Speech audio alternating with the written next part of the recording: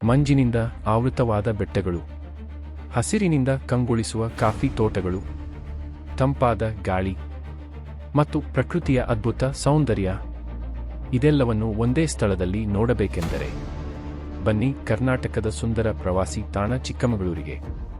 ಚಿಕ್ಕಮಗಳೂರು ಎಂದರೆ ಕೇವಲ ಒಂದು ಪ್ರವಾಸಿ ತಾಣವಲ್ಲ, ಇದು ಕರ್ನಾಟಕದ ಪ್ರಸಿದ್ಧ ಕಾಫಿ ನಾಡು. ಬೆಟ್ಟಗಳ ಇಳಿಜಾರಿನಲ್ಲಿ ಹರಡಿಕೊಂಡಿರುವ ಕಾಫಿ ತೋಟಗಳು, ಬೆಳಗಿನ ಮಂಜು ಮತ್ತು ಕಾಫಿಯ ಪರಿಮಳ ಚಿಕ್ಕಮಗಳೂರಿನ ಪ್ರವಾಸಕ್ಕೆ ಒಂದು ವಿಶೇಷ ಅನುಭವ ನೀಡುತ್ತವೆ.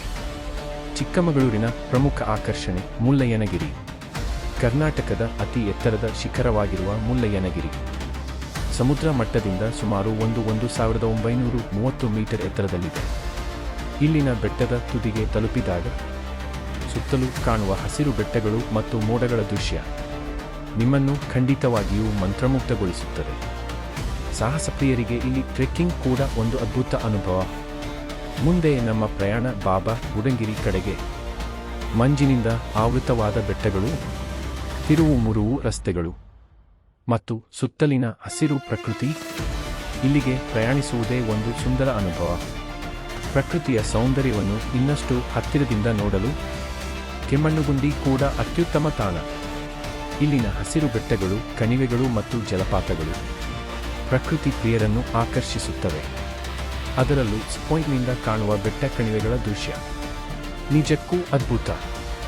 ಚಿಕ್ಕಮಗಳೂರು ಜಿಲ್ಲೆಯ ಮತ್ತೊಂದು ವಿಶೇಷತೆ ಇಲ್ಲಿನ ಕಾಡುಗಳು, ಬೆಟ್ಟಗಳು ಮತ್ತು ಜಲಪಾತಗಳು.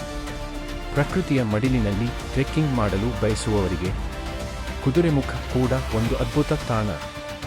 ಹಸಿರು ಕಾಡುಗಳ ನಡುವೆ ಸಾಗುವ ದಾರಿ ಪ್ರಯಾಣವನ್ನೇ ಒಂದು ಸಾಹಸಮಯ ಅನುಭವವನ್ನಾಗಿ ಮಾಡುತ್ತದೆ. ಒಂದು ಕಡೆ ಮಂಜಿನ ಬೆಟ್ಟಗಳು, ಇನ್ನೊಂದು ಕಡೆ ಕಾಫಿ ತೋಟಗಳು, ಮಧ್ಯೆ ತಂಪಾದ ಗಾಳಿ ಮತ್ತು ಪ್ರಕೃತಿಯ ಸೌಂದರ್ಯ. ಇದೇ ಚಿಕ್ಕಮಗಳೂರು. ನಗರದ ಗದ್ದಲದಿಂದ ದೂರವಾಗಿ ಪ್ರಕೃತಿಯೊಂದಿಗೆ ಕೆಲವು ಸುಂದರ ಕ್ಷಣಗಳನ್ನು ಕಳೆಯಲು ಚಿಕ್ಕಮಗಳೂರು ಒಂದು ಪರಿಪೂರ್ಣ ಪ್ರವಾಸಿ ತಾಣ. ನಿಮಗೆ ಚಿಕ್ಕಮಗಳೂರಿನ ಯಾವ ಸ್ಥಳ ಹೆಚ್ಚು ಇಷ್ಟ? ಮುಳ್ಳಯ್ಯನಗಿರಿಯೇ, ಕಾಫಿ ತೋಟವೇ ಅಥವಾ ಕುದುರೆಮುಖವೇ?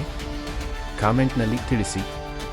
ಇಂತಹ ಇನ್ನಷ್ಟು ಕರ್ನಾಟಕದ ಅದ್ಭುತ ಸ್ಥಳಗಳ ವಿಡಿಯೋಗಳಿಗಾಗಿ ಲೈಕ್ ಮಾಡಿ, ಶೇರ್ ಮಾಡಿ ಮತ್ತು ಸಬ್ಸ್ಕ್ರೈಬ್ ಮಾಡಿ. ಧನ್ಯವಾದಗಳು. ಜೈ ಕರ್ನಾಟಕ.